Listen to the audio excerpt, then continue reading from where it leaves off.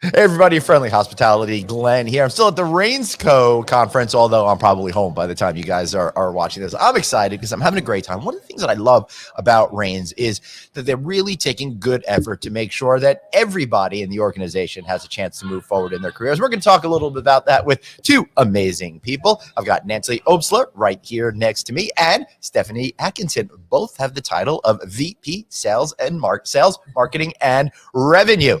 And I still have the same title as Schmuck. How you guys doing over there? Phenomenal. Yeah? You having fun at the conference so far? We're having lots of fun. Lots of laughs. Excellent. Lots of new faces. It's been great. It has been. And one of the common themes here is the bringing together of HP with Raines, which is in the middle of the big integration since they joined forces late last year, early this year. And it must be really interesting for you folks to go through this. But one of the opportunities is more opportunity, excel in leadership. And you two have been doing great with your careers here with Raines. And I thought it'd be really important to share with the general world out there about your career journeys, about this company, and about how important it is to put all people on equal footing to succeed. So being that you're nodding, Stephanie, how long have you been with Raines over here? So I started as a director of sales in 2005 and moved up to regional director of sales, area VP of sales. And it's been about 18 years since I've been with the company. So. That's crazy. And I mean crazy in a good way, particularly when you see so much turnover in this business. What is it that has made you stick around for 18 years and counting? I know. I think a lot of us have, so that helps. A lot of our core team has stayed the same over the years. I think too that it's a family atmosphere, but I also think that it's a fun environment for us to really excel and be your own person and work as a team. So we all really get along, and it just makes work a whole lot more fun when you're hanging out with your friends. Yeah, and so Nancy, bring it over to you. Must I feel like you have the same kind of story over here. Similar, but 18 different. years with a different company. Oh, really? First, yes. So that kind of ages me a little bit, right? No, it doesn't age you at all. We're all like 22, Correct. I think, right? 22. So my journey started actually on the ops side, so I can connect on the operations side with the GMs. Yeah. Many moons ago, I joined a company called John Q. Hammond's Hotels. Oh my goodness! Hold on, history lesson. John Q. Hammond's was one of the early pioneers in the modern hospitality industry. Really bringing, it was embassy suites, right?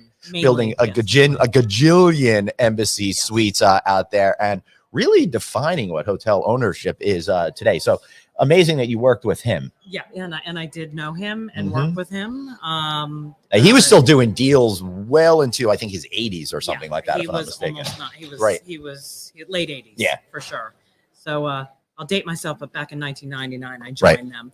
About 14 years on the sales side, director of sales at two different properties. And then I dipped back into a general manager role at two different properties. Right. So 18 years with them. Atrium Hospitality purchased John Q. Hammond's. In 2018, stayed a couple years with them, and then joined Raines and been with Raines since 2020. That's cool. So what's the experience like here at Raines, and what do you find that works for you regarding this culture? And the reason why I mention this to everybody out there is because culture is such an important aspect of everything. And I'm wonderfully surprised in the best of ways possible how these two companies seem to have always been together. Well, I think we both started with the same core values, which is family, connection. Right. We all do the same thing. You know, we always did the same thing. Right. So it's been awesome to connect with everybody and let them know that we're exactly like them and that we're just here to help and guide. And it's been fun. I've gone out to many of the properties that were not on the HP side, and I had a really good time meeting everybody and connecting and letting them know that I'm there for them to support. That's fantastic. So what is it like in terms of your being able to excel within this company and be able to keep moving up and enter new aspects of your career? I think it shows just even my track record with HP and now Raines. You know, I think that it's very much our foundation. Every single one of us that's on the corporate team have been moved from property level up to executive level. And, you know, we worked our way through it. You know, we, I guess, learned and grew along the way, but they led that and invested in all of us to really make sure that we got there. And I think that that's important. And I think that that's something that we all expect to continue as we grow. We want to grow our teams, and we want to see the same thing happen to others. What kind of tools and resources do you have, Nancy, to be able to keep learning and keep growing so you could continue to keep doing better in your career and do better for RainesCo? I have the people around me. Yep. Which it's always great learn to share more from them. and learn and share ideas. We've got lots of platforms that we're using as well. So lots of market intel platforms. Right. The brands help us to keep learning every day, every week, with their own learning platforms as well. All right. So now I'm trying to stay away from you being women leaders, right? Because I know that's kind of like what we're supposed to be doing here. But and I want you to help me with this because, you know, I'm a 50-something-year-old white guy over here. But one of the things that I keep trying to push forward is I don't want to talk to you as women leaders. I want to talk to you as amazing hotel professionals, right? Could you share with me how we could try to get there? So, you know, women and people of color and other, you know, minority groups don't self-select themselves to be put into a category when I'd like everybody to just be one big happy family and judge each other on our own merits. So any advice to me on how we could get this going forward? We talked about this morning, actually. Did you? Yeah, because this is really starting to frustrate me. And I could start it only because, you know, I believe you were in there. We have the could you get a little closer because there's some noise in the background. We had the women in Raines, which we are women, right, in Raines, right. But at the same time, in my journey, I never personally saw myself as I'm a woman doing this, or let me promote a woman or a man. I think it's just hospitality in general, or a company like this, is the opportunity is endless, whether you're whatever you might be, man, woman, black, people are like that to me. Whatever you are, whatever you are, and I think there are no boundaries. So don't put boundaries on yourself. And I think we were asked this morning about what would you do now if you were coming to the business, woman, man, whatever. Flexibility, adaptability.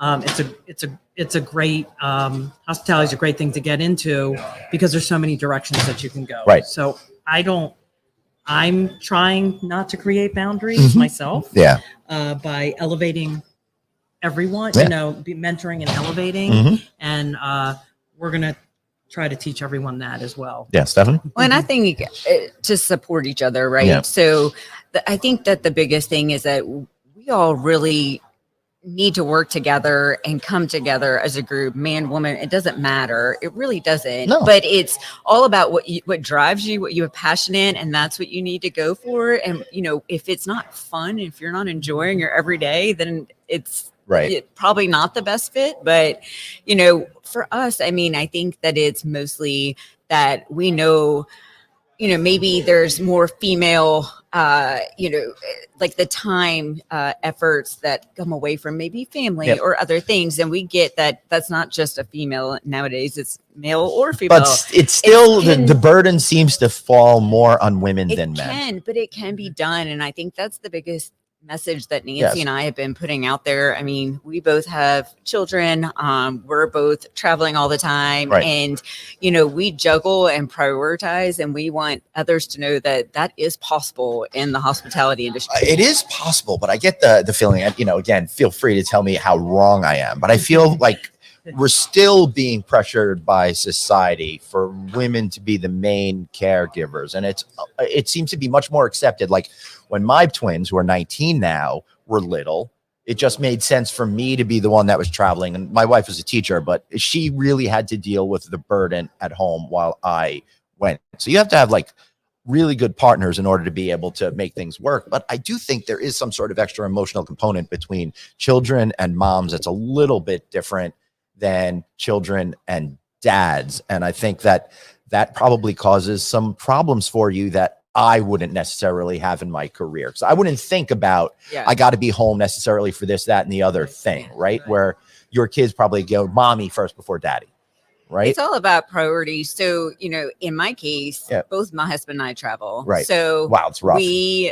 we we separate weeks. Mm-hmm. You know, I'm home, right. he's gone, and he's home, I'm gone. Secrets to a happy marriage, by the way, right? And you know, it works out. But at the end of the day, you make time for the what counts, mm-hmm. and you prioritize what counts. So, I mean, I know between even just us, like we prioritize, mm-hmm. you know, when we can, right. games at home, you know, football games or tennis or whatever we can do to be there when we can. And if we have to be gone, then we make up for it. I have a feeling, though, that meshes with the culture of Raines, at least from what I've seen as an outsider. And it's one of the things that I like about this company. And there's a few other companies I can name, but it's not their time to shine. They really want you to have your life. And by making sure that you can go and do those things that are important to us as human beings, you'll be much better in the workplace, right? And I think and our teams respect it. Yes. Right. You know, I think that's the bigger thing. And I think we've prioritized what's important at work and then what's important for our kids. So then as leaders, then you have to consider this sort of a thing, right? Because you want everybody to be able to excel under the specific set of circumstances and rules that they've been dealt, right? And I think that's something that we preach, that, you know, we want everybody to have that work-life balance. And I think that's said a lot, but to truly mean it. You know, we try our best not to, you know, pass certain times, like do, you know, a lot of emails or set calls to a past time, or, you know, schedule anything too late or expect that somebody's going to be on property past a certain time. We really try to think of that kind of stuff. You know, there's things you have to be flexible. And I mean, we've talked this whole conference about flexibility and change and adapting. And we have to do that now in the hospitality industry for all to fit in with, you know, how things change post-COVID. People want to work from home. People want to do, you know, they want flexibility. And so we might not be able to do everything, but there are things that we can do, you know, to work with all different people. That's a great point. So what are some of those things that you're thinking about, Nancy, that you are able to help people with? Because our industry is one of those weird industries where a lot of times you really have to be there. You can't stay home and do a lot of the jobs. Well, if you're on property, I think we've talked about it actually post-COVID. From that point on is adaptability and flexibility. It's making sure that the team that you hire,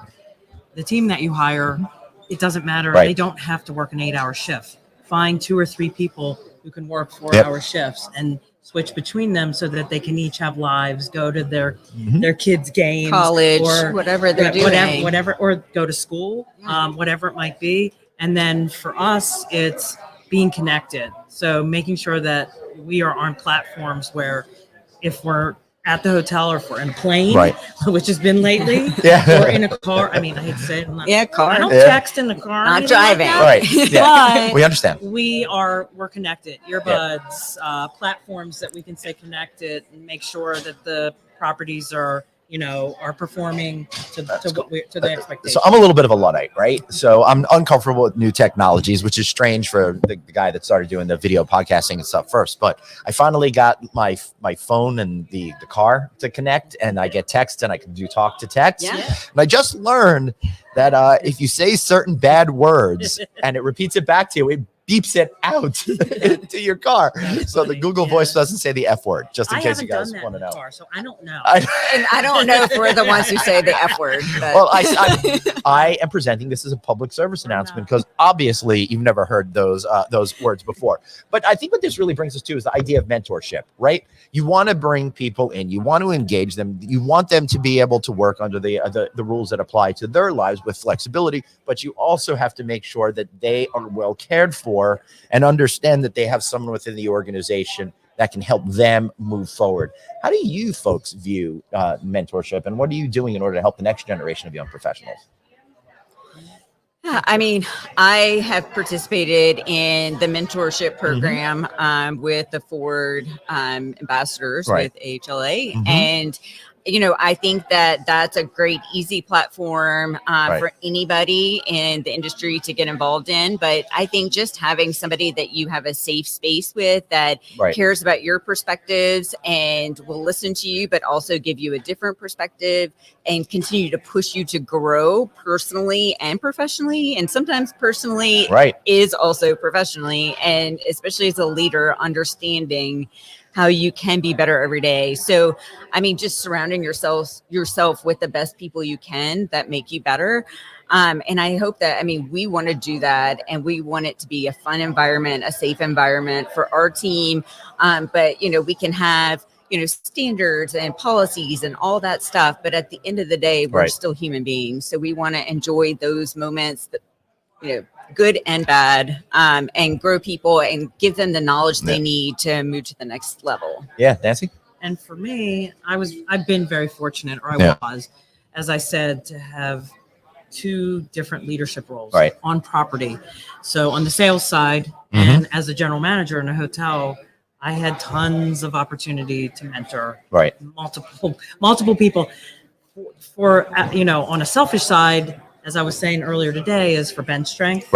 So let's say in the sales office, I would find someone from the front desk who did a great job customer service wise, and I'd put them in a sales admin role so that they could grow. And that was a constant thing. I did that with about 6 different people who ended up being directors of sales or sales managers or anything like that. And then on the GM side, I was able to do an operations side and move folks, whether it was from the front desk or banquets or the front of the restaurant, into roles. And it was a passion of mine. Yeah. And I'm still in touch with tons of those people. That's awesome. And some of them actually work for Raines now because I brought them in because I mentored them. And that's the best part. That's really cool. Stephanie, do you want to add to that? I don't think so. Yeah, I think that's pretty amazing to me that you're able to do that, and it's so important. I'm at that phase in my career now where I want to start giving back and help younger people, because honestly, I found I did not have that when I was coming up through the ranks in the hospitality universe. I was kind of left on my own. It's like you'd ask people advice and they'd be like, yeah, it's fine. You're doing fine. I'm talking about we weren't there. Yeah, right.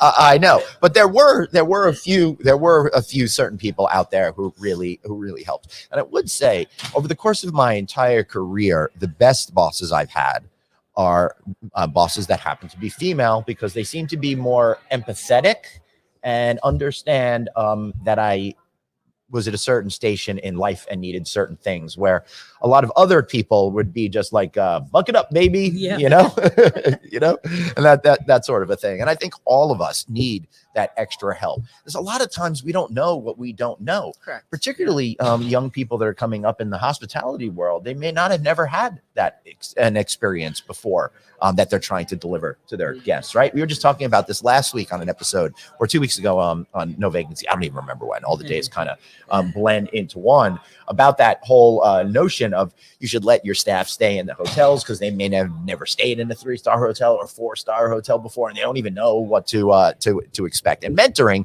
I think, is that same sort of thing, right? And we actually have grouped some of our GMs and directors of sales, or GM, director of sales together from different properties to have a mentorship on their own, right?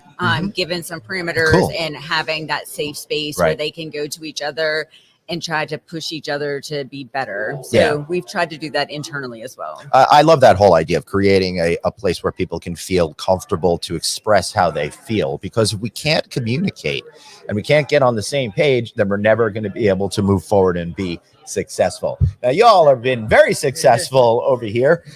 Before we start to wrap up, I'm trying to help the world understand a little bit about more what folks do in our industry. So I'd love to hear from each of you one really cool project that you've just been through recently to give us a really good idea of what you do. Because when we hear sales, marketing, revenue, I think a lot of people think about walking around with a clipboard saying this is a ballroom, book it, right? But it's a lot more than that. Is. Yeah.